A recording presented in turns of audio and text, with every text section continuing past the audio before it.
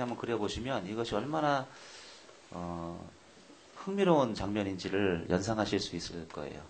예수님이 다니실 때는 항상 많은 군중이 몰려다녔을 것으로 예상이 됩니다. 왜냐하면 이분은 권위 있는 말씀을 하셨고 병자를 고쳐주셨고 많은 제자들이 있었어요.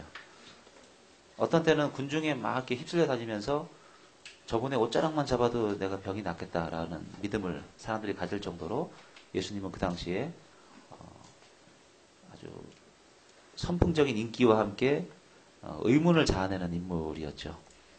30대 초반의 젊은 분이 직접적으로 하나님의 아들이라고 막 선포하시지는 않았지만 굉장히 신적 권위로 사람들에게 다가왔기 때문에 예수님은 굉장히 흥미로운 인물이었습니다. 근데 이렇게 많은 사람들이 바글거리면서 이동하기 바쁘고 정신이 없는 가운데 어떤 한 사람이 갑자기 앞에 탁 오더니 무릎을 꿇고 이제 질문을 하는 거예요. 이목이 집중될 수밖에 없겠죠. 근데 그가 물어본 질문이 굉장히 단도직입적이고 너무나 뻔하지만 심각한 질문이었어요. 왜냐하면 시간이 없는 걸 알거든요. 예수님, 저는 누구고요. 자기소개할 시간도 없습니다. 굉장히 군중이 바쁘게 이동하는 가운데이기 때문에 단도직입적으로 질문을 딱 던질 수밖에 없습니다. 무릎을 딱 꿇고 앉아서 선생님, 제가 어떻게 영생을 얻겠습니까? 라고 돌직구를 던졌습니다. 그러니까 예수님이 이 사람, 이 녀석 봐라. 그냥 흥미로웠던 거죠. 우리 흔히 부자 청년이라고 하지만 본문에는 청년이란 말은 없는 것 같고요. 근데 분위기로 봐서는 굉장히 젊은 사람이었던 것 같습니다. 율법을 다 지켰다는 걸 봐서는 아마 바리새인일 가능성도 많고요. 굉장히 돈이 많은 걸로 봐서 그 당시 굉장히 권력층이나 부유한 집안 사람이었을 것으로 추정이 됩니다. 선한 선생님이여라고 한 말은 아마도 마땅히 부를 호칭이 없었기 때문일 수도 있어요. 그냥 good teacher라고 이렇게 영어 성경에 번역이 되어 있는데 그러니까 선생님이라고 그냥 부른 겁니다. 근데 그냥 부르긴 애매하니까 선한 선생님이라고 부른 거죠.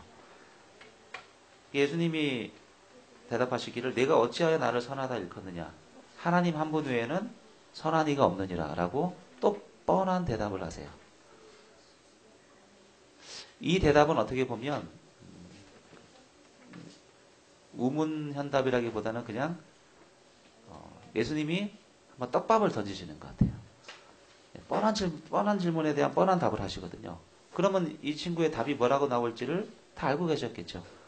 19절에 보면 예수님이 계명을 먼저 지켜라 라고 하시죠. 그러니까 20절에 보면 그가 내가 어려서부터 이것을 다 지켰습니다. 그러니까 21절에 보면 아니다. 너의 재물을 네가 다 나눠줘야 된다. 그것은 네가 지키지 못한 것이 아니냐 라고 말씀하시니까 이 사람이 굉장히 근심하면서 돌아갔다는 게 오늘의 분위기입니다. 근데 재밌는 것은 21절에 보면 예수께서 그를 보시고 사랑하사라고 이제 기록이 되어 있습니다. 예수님은 불쾌하거나 기분 나빠하신 게 아니라 이 사람의 질문을 굉장히 흥미롭게 보셨던 것 같아요. 그리고 그 마음을 굉장히 기특하게 보셨어요. 그래서 이 대답을 굉장히 재미있게 유도를 하십니다. 왜냐하면 예수님이 이 사람을 사랑하는 마음이 생겼거든요. 굉장히 진지하게 대답을 하시는 거죠. 그리고 다른 성경 본문과는 달리 이 사건에 대한 후속 스토리, 제자들과 그 뒷담화를 나누는 내용도 굉장히 자세하게 기록이 되어 있습니다. 한번 볼까요?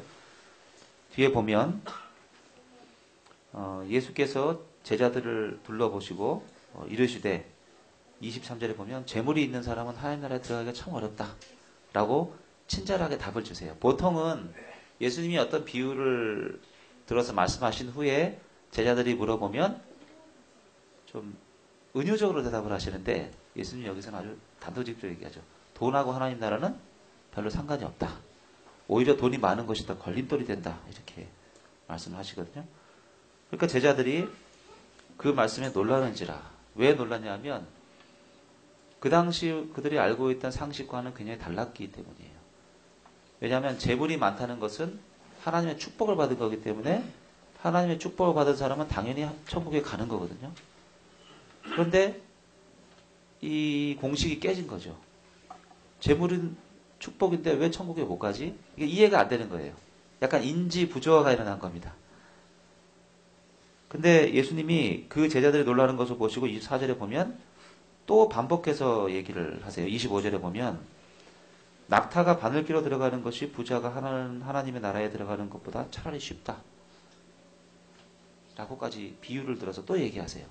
26절에 보면 제자들이 매우 놀라. 여기 또 반복이 되어 있죠. 매우 놀라서 서로 말하되 웅성웅성 했다는 거죠. 저 말씀이 도대체 무슨 말인가? 부자들은 축복받은 사람이고 하나님과 가장 가까이 있어야 될 사람들인데 왜 천국에 가기가 어렵다고 하시는 거지? 라고 자기들끼리 얼굴을 쳐다보면서 이제 반문을 하는 거죠. 이것이 그 당시 사람들이 가지고 있던 생각의 틀이었어요. 그죠? 하나님의 축복은 현세적인 재물과 권력과 지위로 나타난다라고 생각을 했던 겁니다. 우리도 사실 그렇게 많이 배웠죠. 그래서 늘 축복을 구하고 그리고 뭐 삼박자 구원 이런 거 있잖아요. 영혼도 잘 되고 몸의 병도 낫고 구원도 받는, 그죠?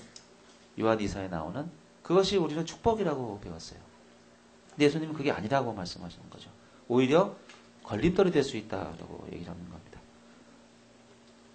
사실 저희 부모님 세대에서는 저희한테 뭐라 그러셨냐면은 뭐 공부를 강요하신 적은 없지만 많이 배워서 훌륭한 사람이 되라 이렇게 얘기하셨어요. 많이 배우는 것이 훌륭한 사람이 되는 거와 같은 의미로 생각을 하셨어요. 그래서 우리 부모님 세대에서는 저하고 달리 좀 이해를 못 하시는 게 목사님 아니면 뭐 판검사, 변호사, 의사 이런 사람들이 부정을 저지르는 게 뉴스에 나오면 굉장히 난감해하세요. 왜냐면 많이 배운 사람들인데 왜 훌륭한 짓을 안 하는 걸까? 이게 이해가 안 되는 거죠. 저는 잘 이해가 돼요. 저는 이제 우리 부모님보다 많이 배워봤기 때문에 실제로 좋은 대학 또는 학력 이런 것이 인격과 아무 상관이 없다는 것을 저는 아는데 우리 부모님은 공부를 많이 못하셨어요. 이해가 안 되시는 거예요. 많이 배웠는데 왜 저러지? 그 틀을 갖고 계세요. 그래서 항상 어릴 때 저희한테 입이 닳도록 말씀하셨어요. 너는 공부 많이 해서 훌륭한 사람이 되라고. 근데 공부 많이 하는 거와 훌륭한 사람이 되는 것은 사실 별 상관이 없죠. 그 당시에도 이런 틀을 가지고 있었던 거예요. 그래서 재물의 축복이 왜 하나님 나라에 들어가는 것과 상관이 없는 정도가 아니라 오히려 더 걸림돌이 되는 걸까? 제자들은 굉장히 혼란스러워했습니다. 그러니까 27절에 보면 예수님은 사람으로는 할 수 없을 때 하나님으로는 그렇지 아니하니 하나님은 다 하실 수 있다. 이게 무슨 말일까요? 성경에 보면 예수님과 제자들의 대화가 핀트가 안 맞는 경우가 많아요. 왜냐하면 예수님은 이제 재미가 나셔서 제자들에게 설명을 해주는데 제자들은 그 의미를 어느 정도까지 따라오다가 딱 멈춰버리는 경우가 있어요. 이해를 못하는 거죠. 그 당시로서는 자기들이 가지고 있는 틀에서 예수님 말씀은 굉장히 이해하기 어려운 말씀이었거든요. 그러니까 제가 볼 때 이 말씀은 뭐냐면 빨리 수습하시는 거예요. 그냥 야, 그만하자 이제. 그냥 하나님은 다 하실 수 있으니까 그만하자. 라고 이제 얘기하시고 마무리를 하는데 여기서 또 눈치 없는 베드로가 28절에 8절에 보면 갑자기 또 이 얘기를 계속 이어가죠. 뭐라 그러냐면 예수님 우리가 모든 것을 버리고 주를 따랐나이다. 그러니까 뭔가 내세우고 싶었던 거죠. 그러니까 예수님이 대화가 끝이 안 나니까 또 29절부터 30절까지 31절까지 또 알 수 없는 재밌는 얘기를 하십니다. 나와 복음을 위하여 그죠? 너의 모든 것을 다 버린 자는 현세에서도 복을 받고 영생도 다 얻게 될 것이다. 라고 또 두리뭉실한 얘기를 하면서 마무리를 하세요. 그러면서 먼저 된 자로서 나중되고 나중된 자로서 먼저 될 자가 많으니라 라고 얘기하셨죠. 제가 보건대는 그 이후에 많은 제자들의 질문이 있었을 거라고 보는데 마가는 여기까지만 기록을 했습니다. 이 정도로도 충분하다고 생각한 것 같아요. 그 흥미로운 걸 보시면 29절에 보면 나와 복음을 위하여 버리는 것의 목록을 보세요. 집, 형제, 자매, 어머니, 아버지, 자식, 전토 싹 다 버리는 거죠. 그죠? 예수님을 위해서. 근데 백배나 겸하여 다시 되돌려 받는 것의 목록을 보세요. 형제, 집, 형제, 자매, 어머니, 자식, 전토. 뭐가 빠졌나요? 아버지가 없어요. 그 당시의 사회는 가부장 사회입니다. 심지어는 딸이나 자기 가족들을 아버지가 처분할 수도 있는 엄청난 가부장권을 가진 사회였어요. 어떤 사회학자의 글을 보니까 가부장 집안에서 아버지의 권위, 가부장의 권위가 강한 나라일수록 그 나라 전체가 독재거나 전체주의 사회일 가능성이 매우 높다. 그러니까 그 가정의 분위기가 그대로 나라의 분위기로 가는 거죠.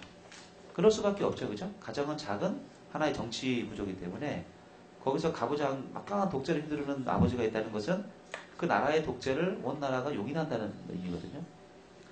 그래서 예수님이 겪었던 사건 중에 하나가 가늠한 여인을 예수님 옆에 데려왔을 때 모세의 율법에 의하면 남자 여자를 다 죽여야 되는데 여자만 잡아오죠. 그게 그 당시 분위기가 그랬다는 겁니다. 그러니까 평등하지 못한 사회였죠. 그러면 이 본문으로 다시 돌아가서 예수님이 이 부자 청년에게 재물이 하나님 나라에 들어가는 걸림돌이 된다고 말씀하신 의미는 단순히 그 사람의 개인적 소유로서의 재물만을 의미하는 것이 아니라 그가 부자가 됐다는 사실 자체가 그 사회적으로 굉장한 모순과 시스템적 결함을 가지고 있는 사건이라는 것을 뜻하기도 한다는 것입니다. 왜냐하면 이스라엘 백성들이 지켜야 할 굉장히 중요한 가장 상위의 중요한 율법 중에 하나는 레위기나 출애굽기에 보면 뭡니까? 안식일을 지키는 것보다 더 중요한 게 안식년, 희년을 지키는 것이었어요. 레위기 25장에 보면 희년은 지파별로, 가정별로 다 땅이 분배되어 있는 구조를 말하는데 그것이 7년마다 6년 농사 짓고 7년째는 농사를 쉬어야 돼요. 만나가 6일 동안 하고 하루 안 왔듯이. 그죠? 왜냐하면 하나님은 7년째 먹을 것은 6일째에 만나를 2배로 주셨던 것처럼 소출물을 2배로 주셨단 말이에요. 그럼 2년 동안 먹을 수 있는 수확을 주셨던 거예요. 그리고 그것이 7번 반복되면 희년은 50년째 되면 3년 내리놓는, 2년 내리놓는 거죠. 안식년 놀고 그 다음에 50년째는 또 쉬는 거예요. 그래서 안식년 전, 7번째 안식년 전 해에는 3년을 먹을 수 있는 소출이 났던 겁니다. 굉장한 특혜죠. 그리고 희년이 되면 원래 주인에게 자기가 샀던 땅을 다 돌려주게 돼 있어요. 그리고 희년이 되면 온 나라 백성들은 다 재산이 같아지는 겁니다. 공평하게 되는 거죠. 그 50년째마다 재산이 균등하게 돼서 부자와 가난한 사람이 없어야 돼요. 이스라엘에는. 그래서 다윗 왕 이후에는 희년을 지키지 않았기 때문에 소수가 땅을 다 가져가고 부를 독점하고 부자와 가난한 자들이 생겨났어요. 다시 말해서 이스라엘 이 땅에서 유대인으로서 누군가는 부자고 누군가는 가난하다는 것은 하나님의 법을 지키지 않았다는 걸 의미하죠. 그래서 구약에 보면 가난한 자들은 항상 의인과 동일시되고 부자들은 악인과 동일시됩니다. 왜? 하나님의 법을 지키지 않았기 때문에 부자가 된 거거든요. 반드시 균등하게 50년마다 재분배를 해야 되는데 그것을 돈 있는 사람들이 지키지 않았다는 거죠. 왕들부터 지키지 않았다는 거죠. 예수님이 이 본문에서 말하고 있는 것, 왜 되돌려받는 거의 목록에는 아버지가 없는가? 그 말씀을 듣는 백성들은 무슨 생각을 했을까? 속이 시원했겠죠. 그죠? 그리고 이 부자 청년에게 이런 심각한 구원의 딜레마를 던져준 이 사건, 이걸 보면서 사람들은 그냥 의아해했지만 실제 예수님이 말했던 것은 뭡니까? 이 사회적으로 부자와 가난한 자를 만들어내는 불평등한 시스템들을 말씀하신 거죠. 실제로 정말 이 부자 청년이 남김없이 자기의 모든 재산을 다 드려야 된다. 그렇게 봤다라고 보기는 좀 무리입니다. 그 부분은 좀 뒤에서 제가 설명드리도록 하겠습니다.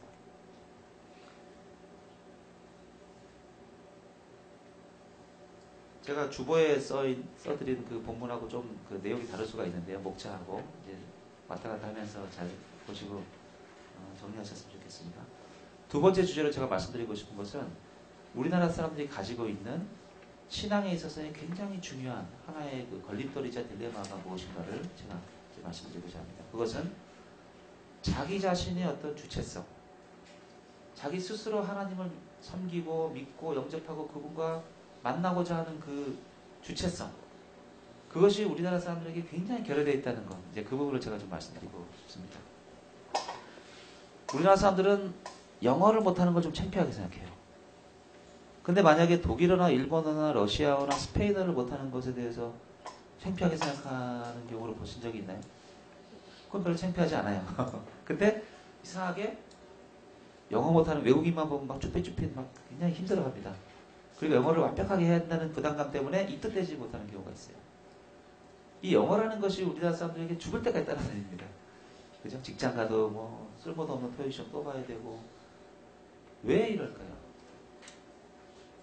저는 이 영어가 우리나라가 해방 이후부터 가지고 있는 이 미국이라는 나라에 대한 어떤 컴플렉스, 그것을 좀 반영하는 것이 아닌가라는 생각이 듭니다. 미국은 우리를 도와줬던 나라고요. 세계 최대 강대국이고 지금도 실질적으로 우리나라에 엄청난 영향력을 행사하고 있죠. 그리고 이제는 영어가 뭐 전 세계 공용어처럼 이제 변해버렸죠. 사실 그것을 부끄러워할 일은 아닌데 우리 인상이 부끄럽게 생각해. 그리고 공부 못하는 거 부끄럽게 생각해. 뭐 대학을 못 갔거나 뭐 그런 것을 왠지 자기는 떳떳하게 드러내고 싶어 하지 않아요. 우리는 이상한 컴플렉스를 가지고 있어요. 그리고 내 자신이 정말 무엇을 좋아하는지를 진지하게 고민하고 생각하기보다는 내가 존경하고 좋아하고 영웅시하는 그 사람이 뭘 좋아하는지에 관심이 있어요. 그래서 나의 욕망을 그 사람의 욕망과 동일시하는 현상이 벌어집니다. 그 자기로부터 자꾸 벗어나고 싶어 하는 거죠. 자기의 주체성, 자기의 이성으로부터 자꾸 벗어나고 싶어 하는 그런 성향을 가지고 있어요. 그래서 나보다 우월하고 탁월하고 뛰어난 사람의 말을 자꾸 이렇게 들으려고 하는 거죠. 정말 내가 뭘 원하고 뭘 좋아하는지를 진지하게 생각 안 한다는 거죠. 그것은 사실은 우리나라 사람들이 가지고 있는 어떤 본성적인 무속성이랄까요? 거기에 많이 연관이 되어 있습니다. 우리는 농경 문화에서 살았기 때문에 언제나 하늘을 보고 살죠. 그래서 하늘의 뜻을 늘 구합니다. 그래서 그걸 알 수 없으면 어떻게 합니까? 무당을 불러서 구슬해야죠. 옛날 조상들은. 그래서 그 하늘의 뜻을 전달받는 어떤 오라클 같은 사람이 필요한 거예요. 그래서 그 뜻을 우리가 따르고 순종하는. 무속에는 기본적으로 도덕이라는 것이 결여되어 있어요. 그러니까 옳고 그른 것을 따지는 것보다는 하늘의 뜻을 따르는 것이 옳은 거고 그렇지 않은 것은 악한 거예요. 그래서 우리는 굉장히 신앙을 받아들일 때 이 틀로 받아들이는 경향이 굉장히 많습니다. 그러니까 한국 초대교회 예를 들면 우리 전통 종교는 무속이죠, 그죠? 그리고 조선시대에는 유교 사회였고, 그리고 불교가 또 민중속에 굉장히 뿌리 박혀 있었고요. 상위층은 유교를 받아들였고, 불교를 받아들였고. 그래서 우리 초대 교회 기독교에서 윤치호 선생 같은 경우는 유교 학자였거든요. 그러니까 유교적 틀로 기독교를 받아들였어요. 그래서 삼강오륜 기독교의 교리를 굉장히 윤리화시키는 데 굉장히 관심이 있었죠. 길선주 목사님 같은 경우는 도교를 원래 믿었던 분이에요. 그분은 차력도 하시고요. 막 축지법도 하시고 산도가 다른 산보다 2배 빨리 올라간다. 뭐 축지법도 하시고 그냥 기공수료도 많이 하시고 그분은 도교를 무위자연, 신선사상으로 기독교를 받아요. 굉장히 신비주의적 성향을 띌 수밖에 없겠죠. 일제시대 때부터 있었던 우리나라 초대교회에 수많은 이단들이 있었어요. 김성도, 자기 재림주라고 했던, 그 다음에 황국주, 피가름 사상.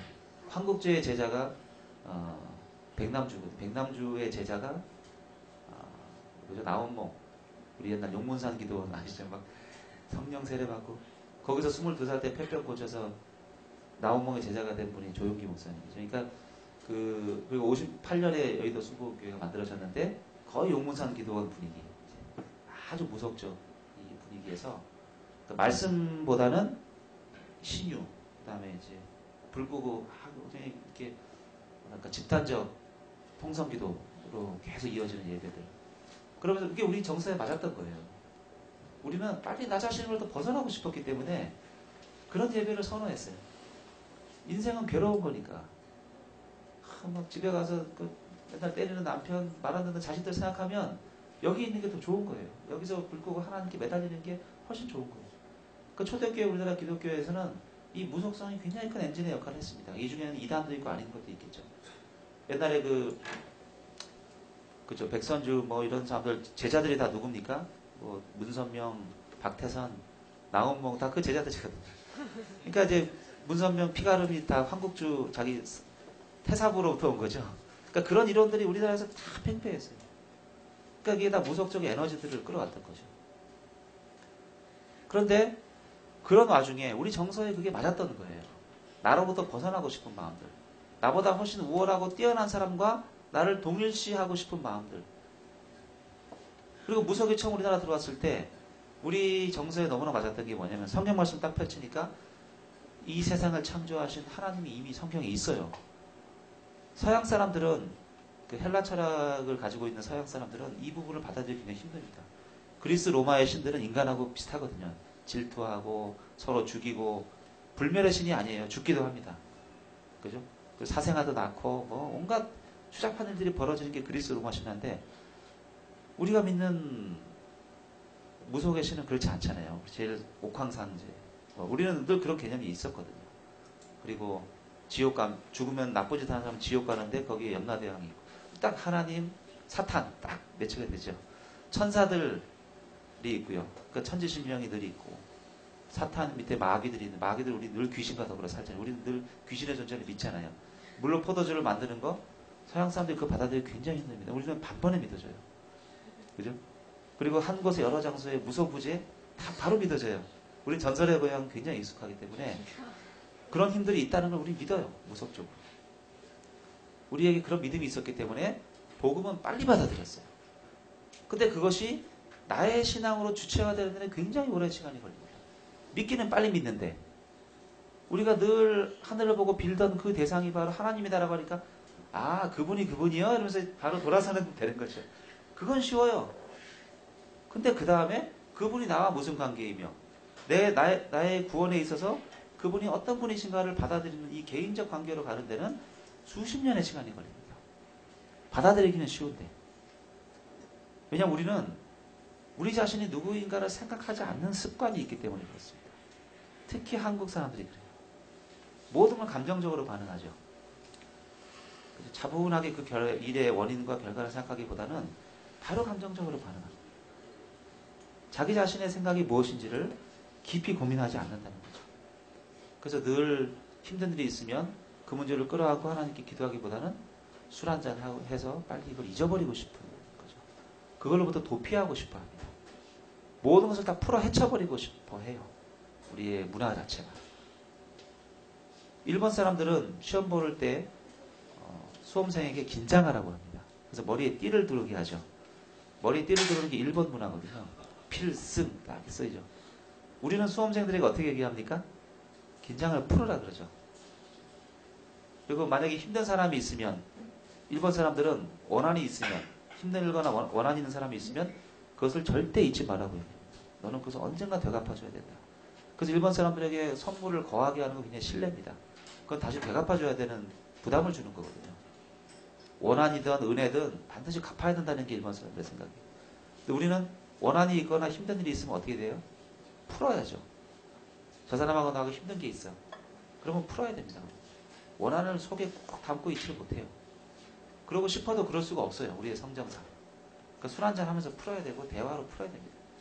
그래서 우리가 술을 그렇게 많이 먹는 거예요. 왜냐하면 풀 게 너무 많기 때문에 전 세계에서 음주 소비량이 뭐 1, 2위를 다투죠. 수십 년간 변하지 않았어요. 풀어야 되기 때문에. 우리는 풀지 못하면 살 수가 없어요. 심지어는 죽은 사람의 원한도 풀어줘야 돼요. 죽은 사람은 바로 천국이나 지옥으로 가는 게 아니라 이 하늘에 머물러 있다고 우리는 생각해요. 성경에 그런 말이 없는데도 본능적으로 그렇게 생각합니다. 그래서 3호제, 3일째, 5일째 위로해줘야 됩니다. 원한을 풀어줘야 돼요. 심지어는 그 원한이 풀리지 않은 사람 원원들은 9개의 하늘, 9천을 49일 동안 맴돈다고 해요. 그 49제까지 다 마무리해줘야 돼요. 그래서 무사히 돌려보내줘야 돼요.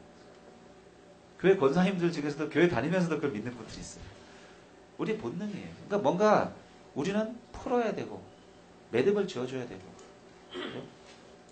우리 자신이 뭘 좋아하고 뭘 원하는지를 생각하기보다는 끊임없이 우리를 누군가에게 투영시켜서 어떤 집단적인 문화를 만들어가는 그런 것에 굉장히 익숙합니다. 오늘날 사실 대형교회가 많은 문제를 일으킨다고 하는데 급격하게 부흥하는 교회들을 보시면 특징이 있어요. 일단 목사님이 굉장히 카리스마적이에요. 아주 강력한 영도력을 가지고 있어요. 그죠? 근데 그 카리스마 있는 목사님들의 특징이 뭐냐면 설교가 굉장히 단정적이에요. 그러니까 하나님 뜻을 다 알고 계세요. 그분들은. 그래서 설교할 때 보면 이것은 그것이 아닙니다. 이것은 하나님 뜻이 아닌 것입니다. 이것은 이렇게 해야 되는 것입니다. 그럼 우리는 들을 때 후련하죠. 우리가 정직하게 설교한다면 성령 본문을 가지고 우리가 해석하면서 아, 저희가 볼 때는 이렇게 해석하는 것이 맞는 것 같다. 그래서 여러분들이 각자 말씀을 붙잡고 기도하시고 자기에게 적용하시라고 이렇게 해야 되는데 큰 교회 목사님들은 그렇게 설교하지 않죠. 본인이 다 하나님 뜻을 정확하게 전달해요. 그러니까 교회가 부흥할 수밖에 없어요. 정확하게 전달해 주니까. 근데 그런 분들이 결국 나중에 다 문제를 일으킵니다. 세습하고 성추행하고 교회 돈 다 갖다 쓰고.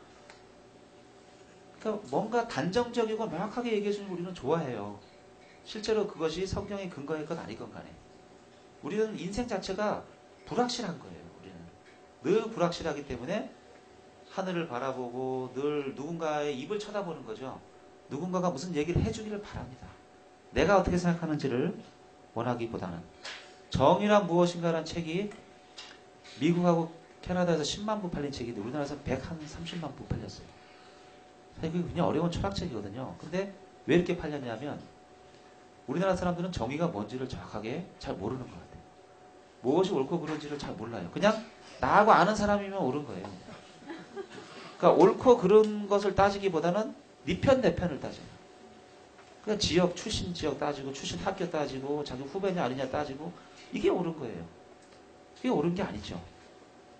그래서 우리도 늘 궁금한 게 그겁니다. 아까 말씀드렸듯이 우리가 가지고 있는 무속 성향에는 도덕이라는 게 별로 없기 때문에 정의가 뭔지를 정말 알고 싶은 거예요. 그래서 이 책을 보면 마치 그것을 알 수 있을 것처럼 착각을 하는 거죠.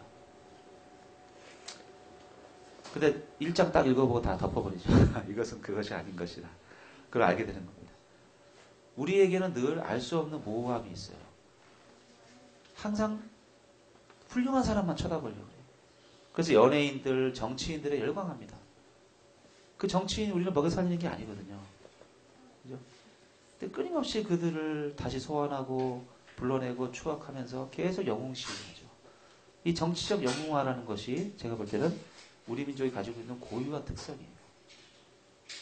미국 사람들도 물론 정치에 열광합니다. 하지만 그들은 보수냐 진보냐 공화당이냐 민주당 이걸 따져서 싸우지 레이건이냐 뭐 부시냐 이런 거 갖고 따지지 않거든요. 사람에게 목매달지 않아요. 우리는 사람에게 목을 매달아요. 훌륭한 사람, 판검사들 그런 분들이 하는 말은 다 옳은 거라고 생각하죠. 나보다 많이 배우고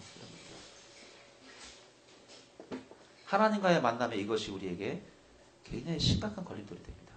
내가 어떻게 생각하는가 보다는 늘 남의 의견을 우리가 보기 때문이죠. 이창동 감독이 만든 시라는 영화가 있어요.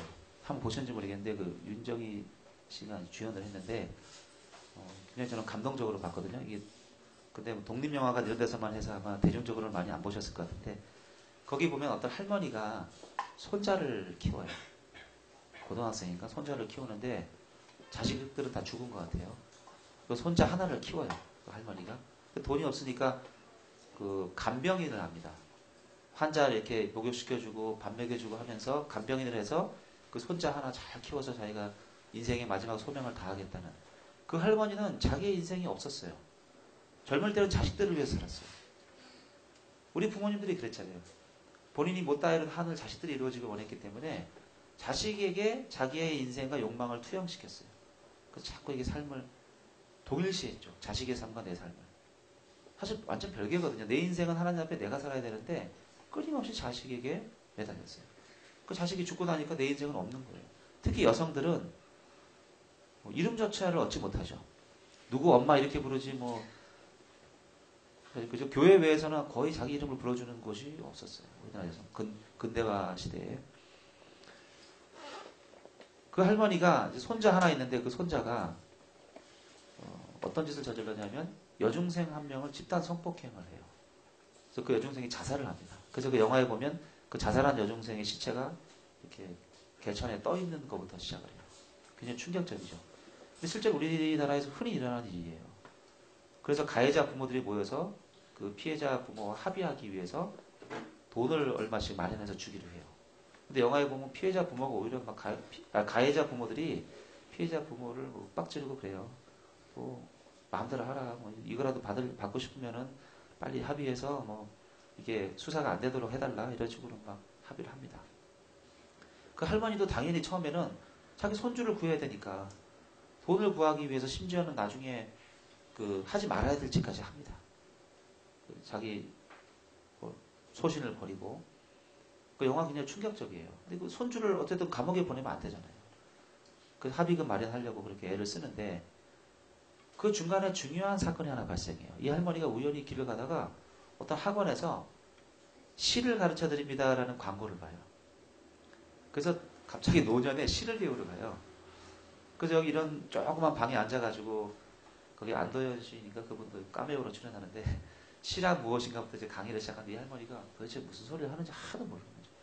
시는커녕 뭐 수필집이나 소설책도 별로 읽어본 적이 없는 분인데 그 처음에는 요 꽃을 갖다 놓고 아무거나 써보시라 그래요. 자기 생각을. 한 줄도 못 써요. 거기 무슨 술집 나가는 여자분도 있고 할머니도 있고 대학생도 있고 다 있는데 다 시를 쓸 줄 몰라요. 시라는 것은요 굉장히 주체적인 언어입니다. 내가 어떻게 생각하는지를 안에서부터 깊은 데서 끄집어내야만 쓸 수가 있는 게 시예요. 그래서 제가 볼 때는 인문학에서 가장 어려운 게 시입니다. 시. 제가 대학교 2학년 때인가요? 그 서점에서 시집을 하나 보다가 아주 짧은 시인데 5줄 정도 되는 짧은 시인데 딱 멈춰버린 적이 있어요. 그걸 보다가. 알려져 있는 시인도 아니었어요. 친구가 화장실에 갔을 때라는 시였는데 혹시 누가 보신 분 있으신가요? 네, 친구가 화장실에 갔을 때. 제가 기억하기로는 이런 내용이에요. 친구가 화장실에 갔을 때 나는 남아있는 술잔을 비웠다. 그리고 눈물을 훔쳤다. 그리고 그 친구가 돌아왔을 때는 나는 아무 일도 없었던 것처럼 다시 그 친구와 얘기했다. 이런 식이에요. 5줄이었다. 근데 그 시가 주는 어떤 그 임팩트가 있잖아요. 무슨 말인지 우리 딱 알잖아요. 특히 남자들의 대화, 그죠? 핵심으로 들어가지 않잖아요. 저 친구가 굉장히 힘들어요. 힘든데 그냥 술 한잔 하면서 친구가 잠깐 화장실 갔는데 그 친구를 생각하니까 너무 마음이 미어지니까 이 친구가 우는 거예요. 그 짧은 1분 사이에. 그리고 술잔 비우고 그 친구가 오면 야 우리 영화나 보러 가자. 그럼 나가는 거죠. 우리나라 남자들이 살아가는 방식이 이런 식이에요. 속에 있는 얘기 안 합니다. 그냥 술 한잔 하면 다 알아요. 그냥 힘든 거 다 알고 뭐 괴로운 거 다 알아요. 그죠? 그냥 술 한잔으로 푸는 거죠. 그거를 표현한 거예요. 근데 그 시라는 것이 주는 어떤 임팩트가 있어요. 굉장히 주체적인 언어들이 있어요. 그 일 포스티노라는 영화 보셨나요? 그 옛날에 이태리에서 만든 영화 일 포스티노 우편 배달부라는 뜻인데요. 그 배달부가 편지를 배달하는데 저 산꼭대기에 사는 혼자 사는 노인네한테 배달을 해요. 근데 굉장히 짜증나요. 왜? 혼자 사는데 맨날 편지가 오거든요. 그 사람이 누군가 했더니 그 노벨 문학상을 받은 그 파블로 네루다라는 시인이에요. 네루다는 굉장히 유명한 시인입니다. 그 사람이 쓴 책 중 유명한 게 시가 어느 날 내게 찾아왔다. 이런 시가 있어요. 어느 날 시가 내게 찾아왔다. 그냥 자기가 의지하지 않았는데 그냥 탁 시가 나를 찾아온 거예요. 시적 영감이 떠올랐다는 거죠. 71년인가 노벨 문학상을 받아요. 근데 그분이 칠레에서 그 사회주의 운동을 하다가 망명을 합니다. 칠레 정부에서 피노체트가 죽이려고 하니까. 그래서 이태리로 도망가 있었어요. 그때 이제 그 국제단체가 보호해 준 거죠. 못 잡아가게. 나중에 다시 돌아갑니다. 자기 나라로. 근데 이 우편 배달부가 짜증을 내요. 막 그 산꼭대기에 있는 사람한테 편지 배달하는데 이 사람이 실제로 노벨상을 받은 시인인데 내가 알게 뭐예요. 힘들어 죽겠는데. 근데 어느 날 가다가 이제 뭐 글 쓰세요? 이렇게 물어보다가 나중에 그 사람한테 시를 배워요. 배달할 때마다. 왜냐 이 우편 배달부가 사랑하는 여자가 있거든요. 편지도 쓸 줄 몰라요. 그 노벨 문학상 수상자가 편지 쓰는 걸 도와줘요. 그래서 이 사람이 시를 배워가는데 이 주체적 언어를 배우면서 이 사람의 인생이 하나하나 바뀌어요. 자기가 이때까지 예사로 보던 사물들이 다 시의 대상으로 보이는 거죠. 아까 다시 영화로 돌아가면 그 시에서 그 할머니가 손자를 살리기 위해서 온갖 별짓을 다 하다가 시를 배우면서 자기 인생을 보게 되는 거예요. 내 인생은 나는 평생 자식을 위해 살아왔어요. 자식이 죽고 손자 하나 남았어요. 이제는 얘 하나가 내 인생의 전부예요. 근데 시를 배우고 나니까 내 인생은 뭐지? 이런 느낌이 드는 거예요. 왜? 지금까지 자기가 한 번도 자기 목소리를 낸 적이 없다는 것을 알게 된 거예요. 시를 배우면서. 왜? 한 줄도 쓸 수가 없는 거예요. 자기 얘기를. 굉장히 심각한 딜레마에 처합니다. 그래서 점점 자기 자신을 알아가요. 처음으로 배워가요. 그래서 영화의 마지막 장면을 보면 이분이 저녁 먹고 나서 아파트 마당에서 손자랑 배드민턴 치다가 경찰을 불러요. 자기 손자를 잡아가게 합니다. 네가 잘못했으니까 집값을 치러야 된다. 그 할머니가 앉아서 막 울어요. 그 손자는 잡혀가면서 할머니 뭐야 이러면서 막 짜증내겠죠. 네가 잘못한 것은 집값을 치러야 된다. 자기 손주를 잡아가게 해요. 굉장히 충격적이죠. 마지막 장면에서. 자기 인생을 찾은 거예요. 이 손주를 이렇게 계속 감싸는 게 이를 위한 게 아니라는 걸 알게 되는 거고요. 손주의 인생과 내 인생은 다르다는 걸 알게 됩니다. 그래서 할머니가 자기 인생을 찾아가요. 사실은 그런 겁니다. 우리가 성경을 아무리 많이 봐도 그러니까 소설이든 에세이든 시든 이게 인문학이잖아요. 우리가 책을 읽어야 될 이유가 거기 있는 거죠. 책을 읽어도 주체적 책 읽기를 해야 됩니다. 내가 정말 읽고 싶은 거, 내가 정말 알고 싶은 거 찾아서 봐야지. 서점에 가면 우리가 하도 책을 안 보니까 그냥 베스트셀러 코너에 가서 많이 팔리는 책을 하나 사와요. 근데 여러분들 베스트셀러 코너에 가보면 책 10권 중에 7권이 뭔지 아세요? 자기 개발 책이에요. 이런 험난한 세상에 어떻게 살아남는 법. 그리고 멘토라는 분들이 쓴 책들. 뭐 멈추면 보이는 것들, 뭐 청춘은 뭐죠? 몇 번을 흔들려야 청춘이다. 다 이런 내용들이에요. 멘토들을 찾아요, 우리는. 왜? 우리는 자꾸 자기 주체로부터 벗어나려고 하기 때문에 나보다 훌륭한 사람이 뭐라고 하는지를 자꾸 듣고 싶어 해요. 근데 그 멘토들의 책이라는 게 뭡니까? 너희는 입 닥치고 내가 하는 말을 들어. 라고 하는 책들만 자꾸 찾게 된다는 거예요. 그들의 책이 그런 책들이고. 우리가 어떻게 생각하는지를 말씀을 통해서 보려고 하질 않아요. 심지어는 우리가 간절히 기도하는 것이 이루어지지 않았을 때 어떻게 반응합니까? 하나님을 원망해야 되잖아요. 하나님 내가 정말 이거 갖고 싶은데 이거 정말 되고 싶었는데 왜 나에게는 주시지 않습니까? 라고 하나님께 매달려야 되잖아요. 근데 대보사도 어떻게 반응하는지 아세요? 하나님 뜻이 아닌가 봐요. 이렇게. 이게 하나님 뜻이 아닌지 우리가 어떻게 알아요? 우리 근데 목사님들이나 선배들은 그렇게 권면을 합니다. 위로를 해야 되니까. 근데 위로라고 하는 게 하나님 뜻이 아니다라고 단정적으로 얘기하죠. 우리는 우리의 생각과는 달리 늘 외부의 어떤 뜻, 어떤 말들에 늘 귀를 기울이는 것이 습관화가 되어 있어요. 그 문제를 갖고 매달리려고 하지 않는다는 거죠. 김춘수 시인이 쓴 꽃이라는 시가 있죠. 그건 아시겠죠. 유명하시니까. 내가 그의 이름을 불러주기 전에 그는 하나의 몸짓에 지나지 않았다. 내가 그의 이름을 불러줬을 때 그는 나에게로 와서 꽃이 되었다. 이런 시가 있잖아요. 누군가의 이름을 불러줘야 돼요. 그래야 그가 어떤 존재로서 드러날 수 있는 거예요. 이름도 없는 존재들. 우리가 이름을 붙여준다는 건 굉장히 숭고한 의미입니다. 창세기 2장에 보면 하나님이 나중에 한번 성경 찾아보세요. 그 하와를 만드시는 과정이 나오는데 2장 제일 마지막 부분에 순서가 되게 재밌어요. 거기 보면 하나님이 사람이 혼자 사는 것이 좋지 아니하니 내가 그를 위하여 돕는 배필을 지으리라 라고 하셨어요.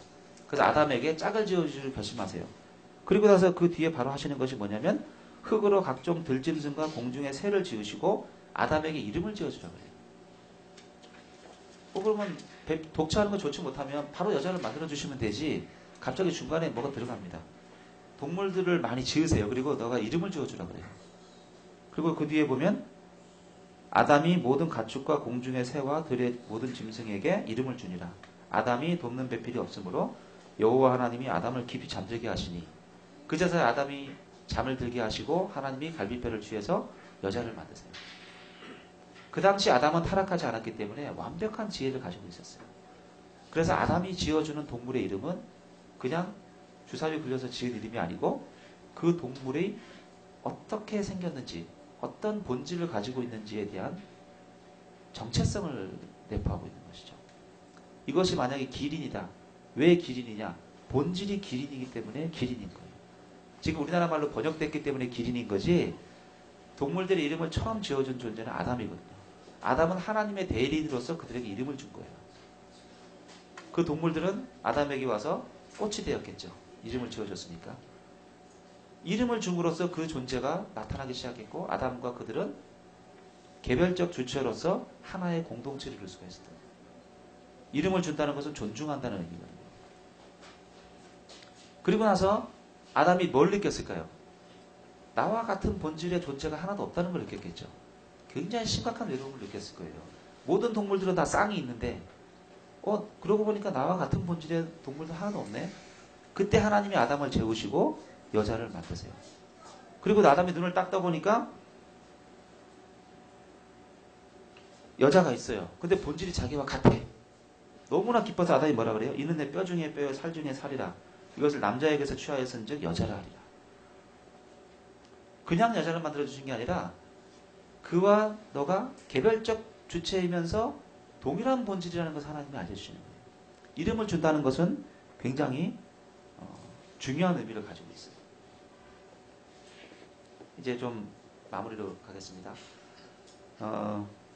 저는 사실은 학교 졸업하고 직장 생활을 10여 년 하다가 이제 사업을 하게 됐어요. 근데 사업을 하면서 하나님이 저에게 원하시는 것이 다르다는 걸 많이 알게 됐어요. 제가 학생 때는요, 용돈이 별로 없으니까 아르바이트해서 벌고 하니까 한 달에 5,000원, 만원 막 그 회비 내는 것도 굉장히 저한테 버거운 일이었어요. 그러면서 하나님이 더 이상 저에게 크게 많이 원하지 않으셨거든요. 직장 다니면서 사실은 10분의 1 또는 뭐 그에 준하는 헌금을, 감사헌금, 절기헌금 또는 저의 시간을 드리는 거 굉장히 힘든 일이죠. 그죠? 직장 생활하면서. 하나님이 그 정도의 헌신을 받으시는 것 같아요. 제가 볼 때는. 근데 사업을 한다는 건 뭔 의미입니까? 사업은 물론 숭고한 비전을 가질 수도 있지만 직장 생활 월급쟁이와는 다른 형태로 자기가 수익을 가지겠다는 거거든요. 그러니까 사업은 망하든가 많이 벌든가 그쪽으로 가는 거죠. 사업을 하는 사람에게서 돈의 개념은 다릅니다. 월급쟁이에게는 갑자기 큰 돈이 생길 일이 없거든요.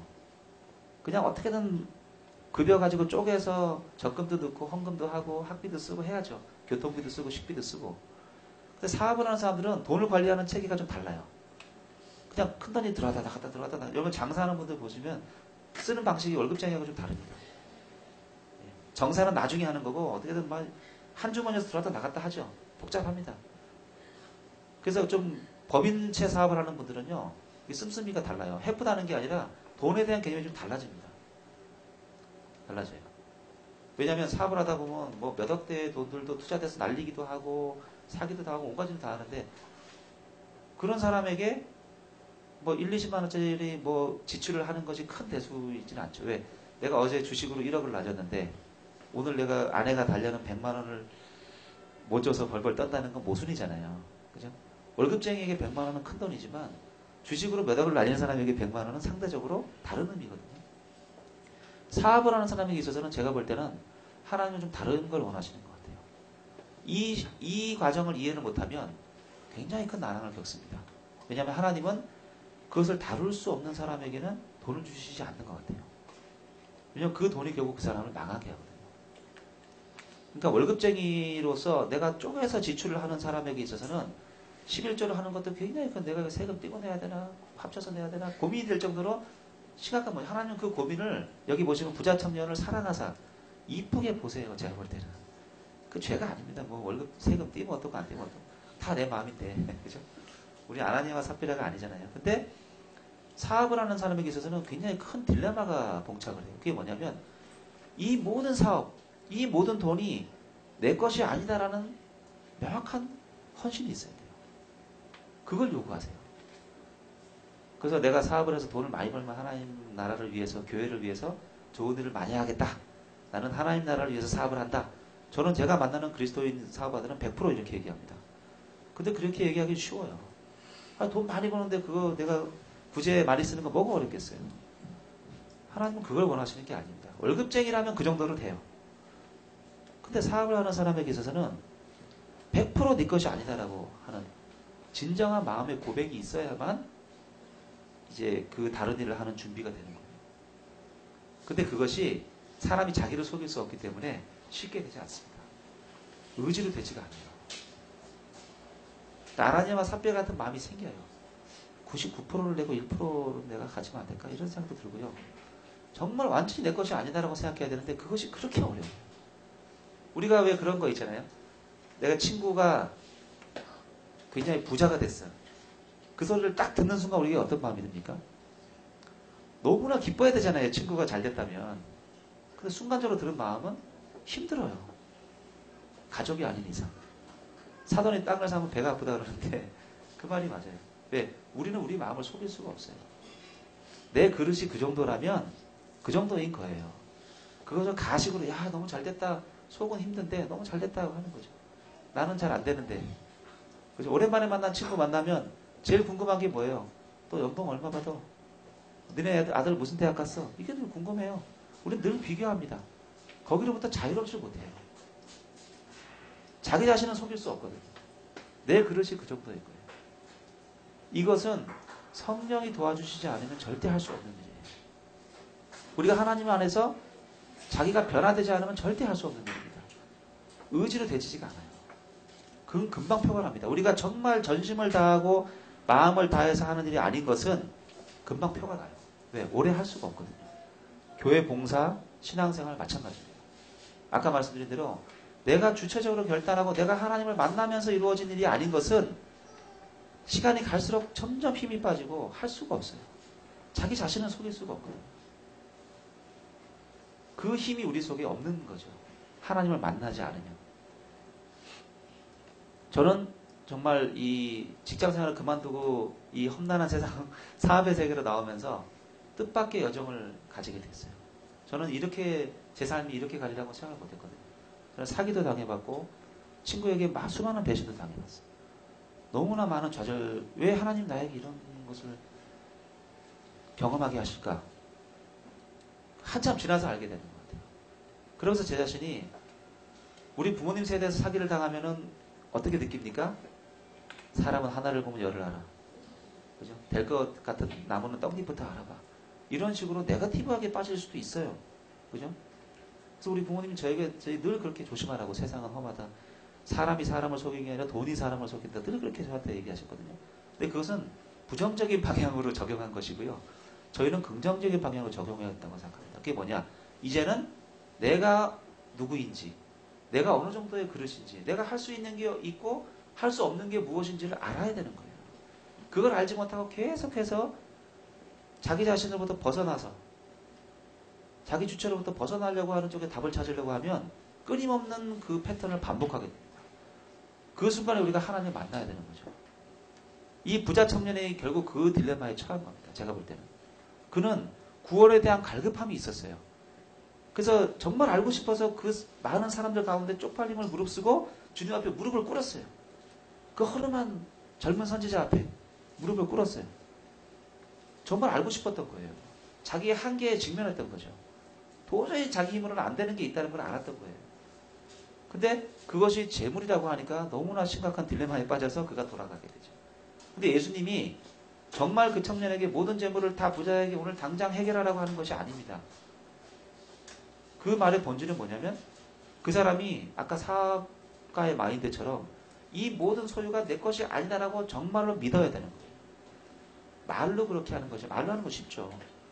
이게 정말 내 것이 아니다. 정말 하나님이 필요한 것이 있다면 오늘을 당장 나는 다 드릴 수 있다. 그런 마음가짐을 가져야 된다는 거예요. 아브라함이 이삭을 바칠 때 정말로 죽이려고 했던 것처럼 그런 척해서는 안 되는 거예요. 근데 정말로 그런다는 건 정말 힘든 거거든요. 정말 그렇게 믿는다는 건. 그 딜레마에 이 사람이 빠졌던 겁니다. 그러니까 제자들은 그걸 이해할 수가 없었던 거고요. 예수님은 계속해서 이것을 설명하기 위해서 애들로 이런저런 얘기하시다 마무리 짓는 거죠. 이 딜레마가 여전히 저는 우리 앞에 있다고 생각합니다. 하나님도 결국은 우리 인생의 어느 순간에 이 질문을 우리에게 던지실 때가 있다고 봅니다. 현재는 우리가 무난하게 신앙생활을 하는 것 같지만 어느 순간 알게 돼요. 내가 누구인지 모르겠다는 그 순간. 그리고 내가 정말 죄인이라는 걸 깨닫는 순간. 그럼 그런 사람들의 기도는 무속적인 기도가 아니죠. 키리에 엘레이슨, 주여 나를 불쌍히 여기소서. 몇십 가지 그 기도만 하는 분들이 있어요. 그 자기를 알아가는 과정이에요. 주님 저를 불쌍히 여기십시오. 나는 정말 미천하고 하나님 앞에 설 수도 없는 사람입니다. 이런 걸 깨닫는 순간이 온다는 거예요. 그 여정이 우리에게 옵니다. 반드시. 그것이 젊을 때 올 수도 있고요. 중년에 올 수도 있고 아까 그 영화에 나오는 할머니처럼 노인이 돼서 올 수도 있어요. 하지만 하나님은 이 부자 청년에게 한번 기회를 주셨던 것처럼 우리에게 어느 순간 그 질문을 던지실 날이 저는 온다고 봅니다. 고린도전서 12장에 수많은 은사가 나오지만 13장에 보면 마지막 바울이 얘기하는 최고의 은사가 뭐라 그럽니까? 사랑이라고 하죠. 근데 사랑은 자기 주체화가 확인되지 않으면 절대 할 수 없어요. 다른 사람을 위해 내 몸을 불사르게 내어줄지라도 사랑이 없으면 아무 유익이 없다는 거잖아요. 남이 하니까, 다 교회 나가면 봉사하고 거룩한 척 하니까, 집단적으로 하는 것들, 내 주체가 결단해서 내가 하나님 앞에 정말 드리고 싶어서 드리는 것이 아닌 체면 때문에 모두가 하니까 이루어지는 그 행위들, 내가 순교를 하더라도 그건 의미가 없어요. 사랑이 아니면. 근데 사랑은 내 자신과 하나님과의 관계에서만 나올 수 있거든요. 그것이 우리의 딜레마입니다. 우리는 사랑 없이도 순교할 수 있고 사랑 없이도 구제할 수 있어요. 근데 그것이 내가 정말 하나님과의 관계에서 주체적으로 결단에 의해서 이루어진 것인지를 심각하게 고민해 봐야 된다는 거죠. 다른 사람만 쳐다보지 말고 스스로 저는 주체적인 신앙을 우리가 가져야 할 시기가 온다고 봅니다. 부자 청년은 갈급함이 있었으나 그 기회를 잡지 못했습니다. 하지만 그에게는 적어도 진지함은 있었어요. 예수님이 그것을 예쁘게 보신 거고 그래서 그를 사랑하신 거예요. 이 녀석 봐라 하고 예수님이 지금까지 12명의 제자들 중에 그 누구도 도발하지 않았던 질문을 그가 했던 것이에요. 예수님은 그를 이쁘게 보셨던 거예요. 하지만 그도 그 순간에 깨닫지는 못했죠. 나중에 그 청년이 어떻게 변화됐는지 그 말씀의 의미를 이해했는지는 저는 잘 모르겠어요. 하지만 그 순간은 그는 굉장히 고민했던 것 같습니다. 그래서 주님은 떡밥도 던지시고 이것을 통해 제자들에게 교훈도 주셨습니다. 하지만 제자들은 그 기회를 또한 잡지 못했어요.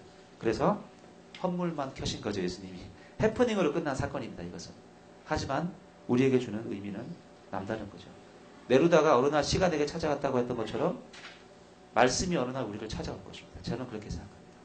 어느 날 말씀이 나를 찾아와서 내 인생이 무엇이냐, 너의 인생이 무엇이냐고 질문할 것입니다. 그때 저희는 솔직하게 거기 서야지 부자 청년처럼 그때도 회피해버리면 또 기회가 없어지는 거죠. 하나님 앞에 저는 그 질문 앞에 우리가 서야 한다고 생각합니다. 제가 이제 주보에 쿵푸팬더라고 달아놨던 이유는 그겁니다. 쿵푸팬더는 자기가 영화에 애들 만화인데요. 자기가 드래곤 워리어예요. 용사, 하늘이 점지해준 용사인데 그걸 알질 못해요. 그래서 계속 자기 존재를 부인합니다. 저는 아니에요. 아예 잘못 알았겠죠. 사부님이 실수한 거예요. 나중에 알고 보니까 그가 워리어가 맞아요. 그죠? 끊임없는 자기 부인의 존재가 쿵푸팬더거든요. 영화에 보시면 이렇게 나옵니다.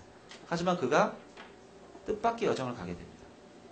뜻밖의, 정말 기대하지 않았던 우리에게도 우리 존재를 발견할 수 있는 뜻밖의 여정이 저는 올 거라고 보고요. 이 부자 청년처럼 회피하기보다는 말씀이 되게 찾아왔을 때 직면해야 된다고 생각합니다. 네, 기도하고 마치겠습니다. 하나님, 오늘 주님 앞에 무릎을 꿇었던 부자 청년의 고민처럼 우리에게도 그 동일한 고민이 있다는 것을 알게 되었습니다. 하나님, 그렇지만 우리는 이 상황을 회피하고 싶고 부인하고 싶고 좀 편한 방법을 찾아서 이 순간을 계속 모면하고 싶은 본능을 가지고 있습니다.